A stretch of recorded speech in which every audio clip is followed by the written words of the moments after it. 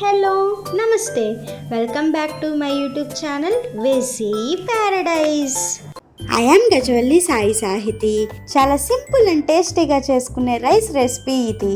దీనిని బ్రేక్ఫాస్ట్గా అయినా, లంచ్కైనా, డిన్నర్కైనా, దేనికైనా చేసుకోవచ్చు. And this is perfect recipe for lunch box అని కూడా చెప్పుకోవచ్చు. ఇంకెందుకు లేట్, రెసిపీ ప్రాసెస్ చూసేద్దామా? Let's begin the recipe process. First ఒక మిక్సర్ జార్లోకి 2 గుప్పెళ్ళు శుభ్రంగా వాష్ చేసి ఉంచుకున్న కొత్తిమీరను యాడ్ చేసుకోవాలి.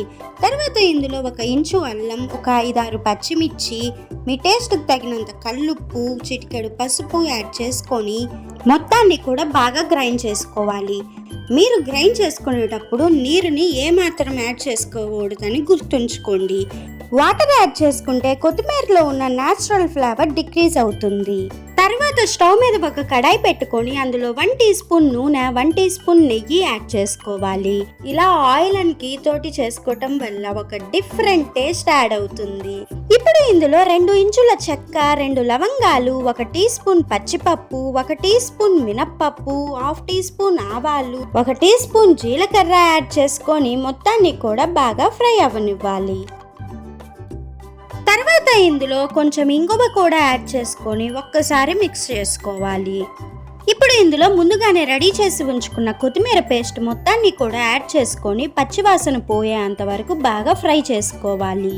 ఈ కొరియాండర్ రైస్ భలే టేస్టీగా ఉంటుంది. ఖచ్చితంగా ఒక్కసారైనా ట్రై చేసి చూడండి. సో ఈ విధంగా కొత్తిమీర పేస్ట్ మొత్తం కూడా బాగా ఫ్రై అయిపోయిన తర్వాత ఇందులో ముందుగానే పొడిగా సిద్ధం చేసుకున్న అన్నం యాడ్ చేసుకోవాలి. దీనికి మీరు నార్మల్ రైస్ అయినా యూస్ చేయొచ్చు, బాస్మతి రైస్ అయినా యూస్ చేయొచ్చు. మొత్తం కూడా బాగా మిక్స్ అయ్యే విధంగా కలుపుకోవాలి. ఈ విధంగా ఒక్కసారి మొత్తం కలుపుకున్న తర్వాత ఇందులో ముందుగానే ఫ్రై చేసి ఉంచుకున్న జీడిపప్పు అండ్ ఉప్పు మిరపకాయలు వేసుకొని మరొక్కసారి కలుపుకున్నాము అంటే ఎంతో టేస్టీగా ఉండే కొత్తిమీర అన్నం రెడీ. క్యాష్యూస్ అండ్ ఉప్పు మిరపకాయలు ఇలా సపరేట్గా ఫ్రై చేసుకోకుండా డైరెక్ట్గా తాలింపులోనే మీరు ఫ్రై చేసుకోవచ్చు. కానీ ఇలా లాస్ట్లో యాడ్ చేసుకుంటే కొంచెం క్రంచీ అండ్ క్రిస్పీగా ఉంటాయి కాబట్టి నేను ఇలా యాడ్ చేశాను. రెసిపీ నచ్చింది కదా? అయితే వెంటనే ట్రై చేసి చూడండి. Stay tuned for more interesting recipes. Please do watch, like, share, comment and subscribe to my YouTube channel.